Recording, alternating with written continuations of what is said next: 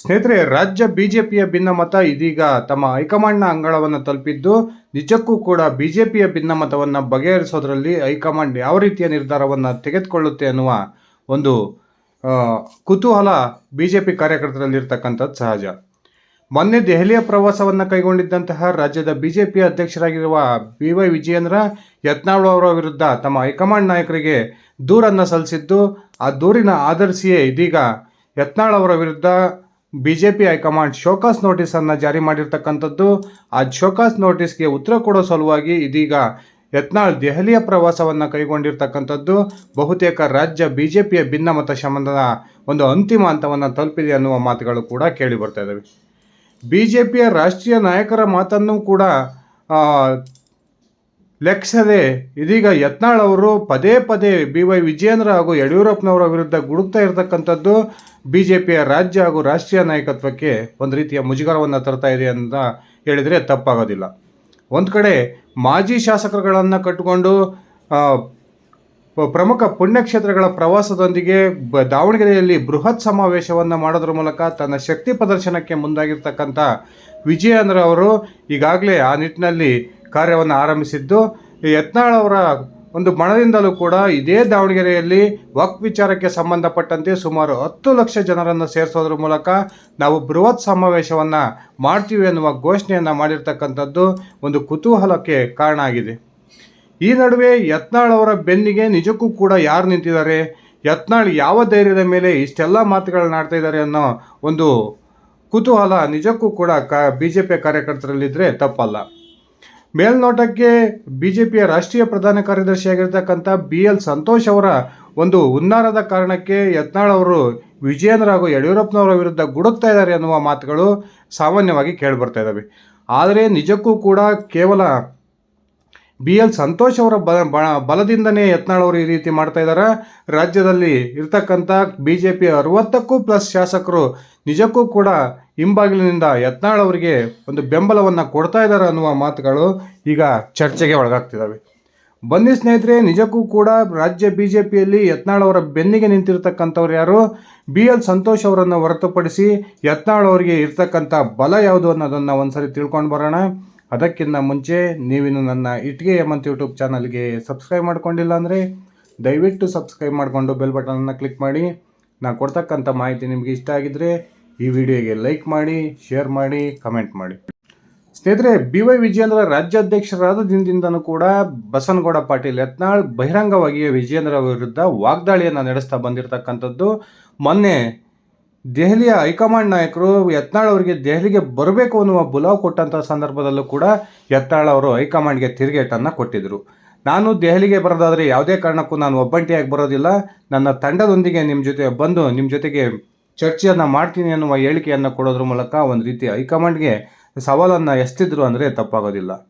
ಈ ನಡುವೆ ಯತ್ನಾಳ್ ಅವರು ಇದೀಗ ಸಡನ್ನಾಗಿ ದೆಹಲಿಯ ಪ್ರವಾಸವನ್ನು ಕೈಗೊಂಡಿರ್ತಕ್ಕಂಥದ್ದು.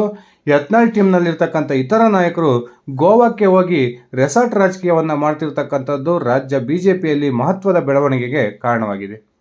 ಇಷ್ಟಕ್ಕೂ ಕೂಡ ಇನ್ನೊಂದು ಕಡೆ ವಿಜಯೇಂದ್ರ ಅವರ ಪರವಾಗಿ ರಾಜ್ಯದ ಸುಮಾರು 55 ಮಾಜಿ ಶಾಸಕರು ಮೊನ್ನೆ BS ಯಡಿಯೂರಪ್ಪನವರ ಮನೆಯಲ್ಲಿ ಉಪಹಾರ ಮೀಟಿಂಗನ್ನು ಮಾಡಿ ಯತ್ನಾಳ್ ಅವರ ಒಂದು ಉಚ್ಚಾಟನೆಗೆ ಒತ್ತಾಯವನ್ನು ಮಾಡಿರ್ತಕ್ಕಂಥ ಸಂದರ್ಭದಲ್ಲಿ ರಾಜ್ಯದಲ್ಲಿರ್ತಕ್ಕಂಥ 1/2 ಡಜನ್ಗೂ ಹೆಚ್ಚು ಹಾಲಿ ಸಂಸದರು ಹಾಗೂ 60ಕ್ಕೂ ಹೆಚ್ಚು ಬಿಜೆಪಿಯ ಹಾಲಿ ಶಾಸಕರು ಯಾರೂ ಕೂಡ ಯತ್ನಾಳ್ ಅವರ ವಿರುದ್ಧ ಕ್ರಮವನ್ನು ಕೈಗೊಳ್ಳಬೇಕು ಅನ್ನುವ ಬಹಿರಂಗ ಹೇಳಿಕೆಯನ್ನು ಕೊಡದೇ ಇರತಕ್ಕಂಥದ್ದು ನಿಜಕ್ಕೂ ಕೂಡ ಒಂದು ರೀತಿಯ ಆಶ್ಚರ್ಯವನ್ನು ತಂದಿದೆ.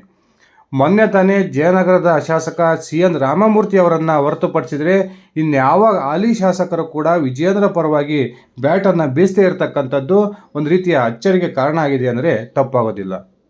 ರಾಜ್ಯ ಬಿಜೆಪಿಯಲ್ಲಿ ದಿನದಿಂದ ದಿನಕ್ಕೆ ಯತ್ನಾಳ್ ಅವರ ಬಲ ಹೆಚ್ಚಾಗ್ತಾ ಇದ್ದು, ಯತ್ನಾಳ್ ಒಂದು ಗುಂಪಿನ ಸದಸ್ಯರ ಸಂಖ್ಯೆ ಹೆಚ್ಚಾಗ್ತಾನೆ ಹೋಗ್ತಾ ಇದೆ.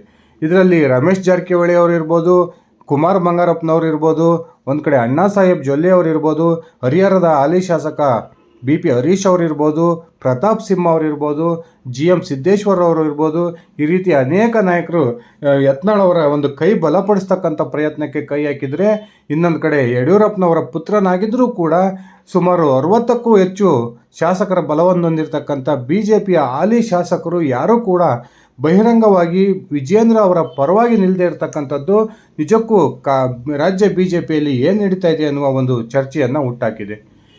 ವಿಜಯೇಂದ್ರ ರಾಜ್ಯಾಧ್ಯಕ್ಷರಾಗಿ ನೇಮಕವಾದ ಆರಂಭದಲ್ಲಿ BJP ಅನೇಕ ಹಿರಿಯ ನಾಯಕರು ವಿಜಯೇಂದ್ರ ಅವರ ಆಯ್ಕೆಯನ್ನು ವಿರೋಧಿಸಿದರು. ಅದರಲ್ಲಿ ಅತ್ಯಂತ ಪ್ರಮುಖವಾಗಿ ತುಮಕೂರಿನ ಸಂಸದ ಕೇಂದ್ರ ಸಚಿವ ವಿ ಸೋಮಣ್ಣವರಿರ್ಬೋದು, CT ರವಿ ಅವರಿರ್ಬೋದು, ಈ ರೀತಿ ಯತ್ನಾಳ್ ಅವರಿರ್ಬೋದು, ರಮೇಶ್ ಜಾರಕಿಹೊಳಿ ಅವರಿರ್ಬೋದು, ಈಶ್ವರಪ್ಪನವರಿರ್ಬೋದು, ಈ ರೀತಿ ಅನೇಕ ನಾಯಕರು ಈ ವಿಜಯೇಂದ್ರ ಅವರ ಒಂದು ಆಯ್ಕೆಯನ್ನು ವಿರೋಧಿಸಿದರು. ಅದಾದ ನಂತರ ಅವೆಲ್ಲ ನಾಯಕರು ಸುಮ್ಮನಾದರೂ ಕೂಡ ಯತ್ನಾಳ್ ಅವರು ಬಹಿರಂಗ ವಾಗ್ದಾಳಿಯನ್ನು ನಡೆಸೋದನ್ನು ಮುಂದುವರಿಸಿದರು.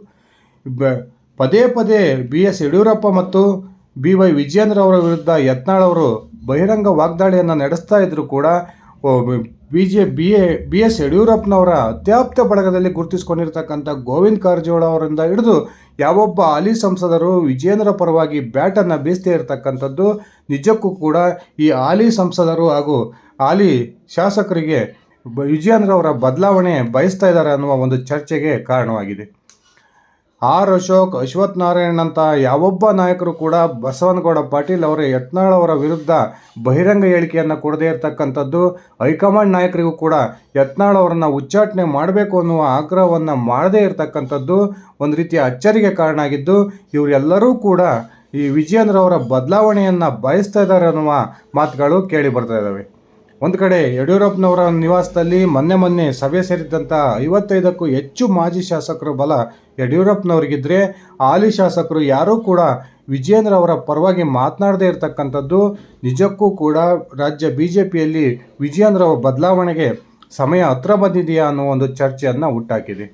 ಒಂದು ಕಡೆ BJPಯ ಹಿರಿಯ ನಾಯಕರು ಯತ್ನಾಳ್ ಅವರ ವಿರುದ್ಧ ಕ್ರಮವನ್ನು ಕೈಗೊಳ್ಳೋದು ಬೇಡ, ಅವರನ್ನು ಕರೆದು ಸಂಧಾನವನ್ನು ಮಾಡಿ ಎನ್ನುವ ಒಂದು ಮಾತುಗಳನ್ನು ಹೈಕಮಾಂಡ್ಗೆ ಹೇಳ್ತಾ ಇದ್ದರೆ, ಇನ್ನೊಂದು ಕಡೆ BY ವಿಜಯೇಂದ್ರ ಬಣದಲ್ಲಿ ಗುರುತಿಸಿಕೊಂಡಿರತಕ್ಕಂಥ ಮಾಜಿ ಸಚಿವರು, ಮಾಜಿ ಶಾಸಕರುಗಳು ಯತ್ನಾಳ್ ಅವರ ವಿರುದ್ಧ ವಾಗ್ದಾಳಿಯನ್ನು ನಡೆಸ್ತಾ ಇದ್ದಾರೆ.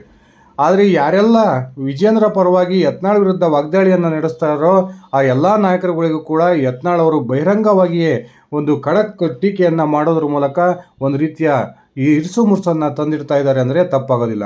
ಮೊನ್ನೆ ತಾನೇ ಈ DV ಸದಾನಂದ ಗೌಡ ಕೂಡ ಯತ್ನಾಳ್ ಅವರ ವಿರುದ್ಧ ಮಾತಾಡಿದರು. ಅದಾದ ನಂತರ ಸದಾನಂದ ಗೌಡರಿಗೆ ಯತ್ನಾಳ್ ಸೂಕ್ತ ತಿರುಗೇಟನ್ನು ಕೊಟ್ಟಿದ್ದನ್ನು ನಾವು ನೋಡಿದ್ವಿ. ಇಷ್ಟೆಲ್ಲ ಬೆಳವಣಿಗೆಯ ನಡುವೆ BJPಯ ಹಾಲಿ ಶಾಸಕರುಗಳು, ಸಂಸದರುಗಳು ಯತ್ನಾಳ್ ಅವರ ಪರವಾಗಿ ಅಥವಾ ವಿರುದ್ಧವಾಗಿ ಮಾತನಾಡದೇ ಇರತಕ್ಕಂಥದ್ದು ರಾಜ್ಯ BJPಯಲ್ಲಿ ಒಂದು ಶೀಘ್ರದಲ್ಲಿಯೇ ಮಹತ್ತರ ಬದಲಾವಣೆ ಆಗ್ಬೋದು. ಆ ಮೂಲಕ BJPಯ ಸಂಸದರು ಹಾಗೂ ಶಾಸಕರ ಒಂದು ಅಭಿಪ್ರಾಯವನ್ನು ಪಡೆದು BJPಯ ರಾಜ್ಯಾಧ್ಯಕ್ಷ ಸ್ಥಾನವನ್ನು ಬದಲಾವಣೆ ಮಾಡ್ಬೋದು ಅನ್ನುವ ಚರ್ಚೆಗಳು ಕೂಡ ನಡೀತಾ ಇದ್ದಾವೆ. ಸ್ನೇಹಿತರೆ, ನಿಮ್ಮ ಅಭಿಪ್ರಾಯದ ಪ್ರಕಾರ BY ವಿಜಯೇಂದ್ರ ಅವರನ್ನು ರಾಜ್ಯಾಧ್ಯಕ್ಷ ಸ್ಥಾನದಿಂದ ಕೆಳಗಿಳಿಸಿದರೆ BJP ಸಂಘಟನೆ ಉತ್ತಮ ಆಗುತ್ತಾ ಅಥವಾ ಯತ್ನಾಳ್ ಅವರನ್ನು ರಾಜ್ಯ BJP ಅಧ್ಯಕ್ಷರನ್ನಾಗಿ ಮಾಡಬೇಕಾ? ದಯವಿಟ್ಟು ಕಮೆಂಟ್ ಮಾಡಿ. ಧನ್ಯವಾದಗಳು ಸ್ನೇಹಿತರೆ, ಶುಭ ದಿನ.